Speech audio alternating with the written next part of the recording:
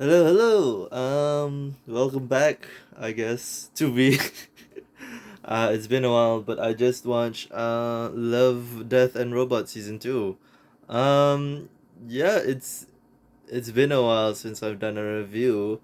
And I thought, hey, I just watched Love, Death, and Robots. Why not? Um, I love anthologies. I don't know if you guys know this about me. I love stories that kind of, I mean, not really short stories because I do like stories with endings per se, but I do really love the art style of Love, Death, and Robots here, and especially in this particular season because there wasn't much real people per se, but I think the first season didn't have real people as well. I have to rewatch that. It's more of the animation style. And we'll start off with the first episode. And I do remember all of the episodes. It's just that maybe I'm gonna mix some around here and there. So bear with me here. The first episode I remember is about the dog and the machines rising up. I think that for me is very, very overplayed. So if I were to rank all of the episodes, that would be very much at the bottom of my list per se. But to be very honest, I don't remember the last episode too much. I think that didn't really leave an impact for me. I'm gonna have to rewatch the last one, because I'm drawing a blank at the last one. Um, but yeah, I think that the whole machines uprising against us is very much overplayed. And I think that it's not about science fiction and all of that. It's about what's new that you can bring to the table, and I think that the angle that they were trying to take was the whole, like, okay, which would you prefer, like a machine that will help you forever, or like a pet that will love you forever? So I think that is kind of an interesting take, but it didn't sell me on that. But the more interesting thing that sold me was episode two, where you have the debate of, okay, will you what will you give up? Okay, so the scenario is, we live in a post-apocalyptic world. By the way, I do hate that that particular trope is played out now. I don't know why a lot of people, think that post-apocalyptic worlds are gonna be very, very industrialized and new and shiny, because a post-apocalyptic world to me is something that's run down. People who don't know how to reestablish a particular civilization per se in its whole scientific era. Maybe they're all Dr. Stone and smart asses who survive, by the way. But yeah, the whole conflict is that would you choose the whole of eternity to be an immortal, or would you choose, or if you were immortal, would you choose to then go on and have a family? Because this whole society that they live in is, people choosing between, having a family, or living your whole life forever without, having kids, because, overpopulation, da da da. It's that whole side note, right? But so the main character, the guy character, has a very, very, conflicted side after he kills the kid, and then the trigger word being like, oh, like, oh, maybe I can have kids with you. His girlfriend says that, or the person he bangs, whatever. Fuck buddy. I don't really know if they love each other, by the way, because it's implied that it's not a proper love. it's a love that's, wishy-washy, because what is love if you are going to live forever? Will you become more selfish? Will you become more, and that is the point of death. Like, people are afraid to die, but once you are not afraid to die, what happens next? It's the age-old question, is my point there. um and the beautiful part about it is that they show him going through his mind, his conflict, and he can't let that go. So he goes to a place where, there's a report that there may be a kid in the house, and he visits the mother and the daughter, and then he's like, why do you choose to live in a disheveled place? Because if you choose to have a kid, you have to run away from the government, blah blah blah, and you have to live in the fucking woods, whatever. And she simply says, well, immortality doesn't mean living forever for me. you know like, I chose to have a kid because I can live through her eyes, and that's kind of a lot of natalists argument. Like, okay, like, I have a kid because I can live on through their eyes. But here's my argument, right? Like, if you choose that, then, like, you'd also put your own expectations on a kid. And the thing about me is, I don't per se want to have a kid, because I don't want to project my anxieties and project my insecurities into a person. I don't want to download it into that person, and I don't want to see them evolve to get their own insecurities and anxieties, and etc etc, because it's going to be a very painful thing for me per se. But I do understand the argument of the other side, like, you should have kids, blah blah blah, because they're gonna be a reason for you to continue living, But then again, would you want to continue living with your kid when your kid can die and you cannot die? That's the thing. And I think that this whole three-parter thing plays on the first three episodes plays in an immortal ideology a bit more, because the third episode especially was like this guy who has a gene who, like, can't die because he has a particular gene that lets him keep on living. It's a regenerative DNA, blah blah blah. And um it was very, very visually fantastic. I mean, these are like top-notch game, like, CGI graphics, and I'm not saying that to diss certain games or to diss the animators, because they did a fantastic job. I mean, the quality of just the face dimensions, perfection. Like, that's great, awesome, fantastic. Um, that's very much what I remember about the third episode. Okay, the episode I really want to talk about is the Santa episode, and I don't know if you guys have watched Love, Death, and Robots at this point in time. If you haven't, please don't watch a review about it. I mean, if you like, it's a review. Obviously, it's gonna have spoilers. I mean, like, it's very stupid when I go to other people's like channels and see people commenting spoiler. I mean, dude, it's a fucking review. Like, and then review channels have been forced to put like spoiler or no spoiler talk, and I'm like, dude, it's a fucking spoiler. It's a fucking review. I get it, there will be like a bit of spoiler, because that's a review. Like, you're reviewing the whole fucking thing. If it's not, you're just talking about some shit that you haven't watched the whole way through. Like, it's very it's very weird,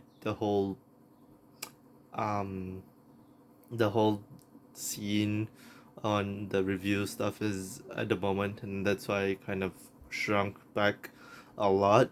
And I mean, I don't have a proper place to shoot, and I'm still afraid of the copyright, man. I watch all these people talk about, like, oh, I'm not being monetized, and I'm like, Oh man, it must be such a pain to go back and edit, and I don't want that.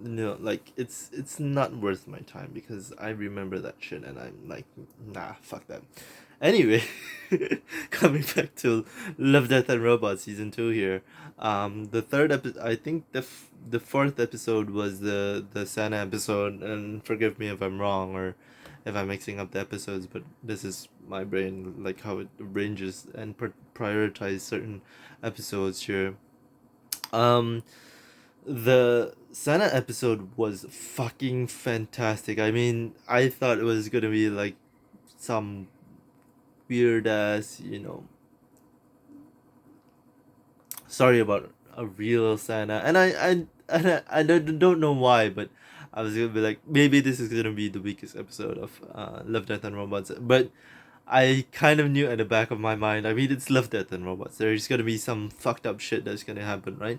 And the fucked up thing that happens is it is Santa, but it's not the Santa we want. And I mean, I won't. Okay, like again, I mean, the reveal of it is very good, and I won't spoil what it is. That it is the new Santa, but I will spoil the ending. It's like the kids are like, well, it's this thing. Okay, fuck it. I'm gonna. I don't know. Like, that's one of the things. Like, I do debate as well. Like, do I spoil or not spoil? Because it's very hard not to talk about things. When you're reviewing it, Okay, it is an alien that is living among us. And it comes every Christmas time. I don't know how it fucking knows it's Christmas. It's a fucking creature. But that's another question for another day.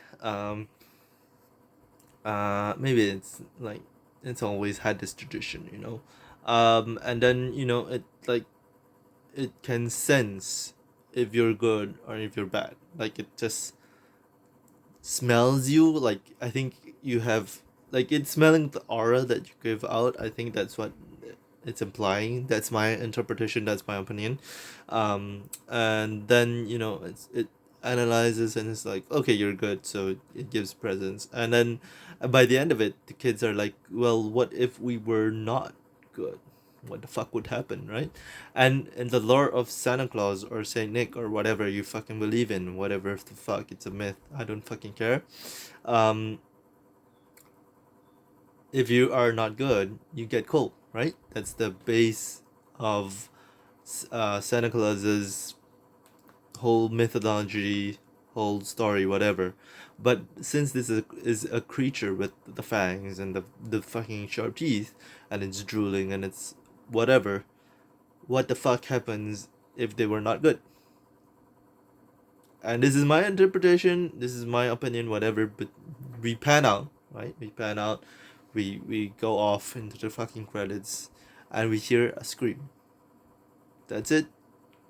Credits. And obviously, I deduced that the fucking creature would eat the fucking kids, right? It's robots. I mean, you wouldn't get very far without a gore scene. So, but that was the only episode without a gore scene. If I'm being very honest here, and then the next episode was about the astronaut on the spaceship, and I mean the last episode I don't really remember much. I think it's about the giant being on the beach, but they never really explain how the giant got on the beach. And I think the implication there is that there are bigger things out there than us, and then what society does to bigger things that come crashing on Earth, and we dissect things, we make fun of it, blah blah blah. So that was a forgettable episode, by the way. Um, and yeah, that was Love, Death, and the Robots. I think that was another episode, but I'm not too sure because I didn't really focus on the last few episodes because that was playing on my mind. the whole Senna creature thing, because that was a really good episode for me, and as well as the the whole kids thing, because that's always been drilled into me because I'm a fucking Asian, and it's a whole fucking other thing. But this kind of thing that you're like, you always hear like, oh, having kids is so much blah blah blah, blah, they might be a pain in the neck for a while, but they are the light in your role, blah blah blah blah blah, whatever the fuck, I don't fucking care. And yeah, I mean, if I were to rank the episodes and I were to do my whole afterthoughts here, is that I would rank the Santa Claus episode first. Second would be the episode where he's debating about the kids. That's second ranking. Third ranking it would be the immortal ranking. Fourth episode. Fourth ranking would be, I think. Okay, what's worse, the whole pet thing or the giant thing? I think I really did like the soliloquiness of the giant episode, so I'm gonna put it at fourth, and then the fifth is gonna be the fucking dog episode. That's was such a fucking weak start, but I mean, it's love, death, and robots. You gotta give chance. Like, I mean, chances. Like, I mean, it really has followed the Black Mirror whole concept here. Even the intro is starting to sound a bit like the Black Mirror, and then we enter the fucking episode, whereas Black Mirror is the and it's a breaking glass thing.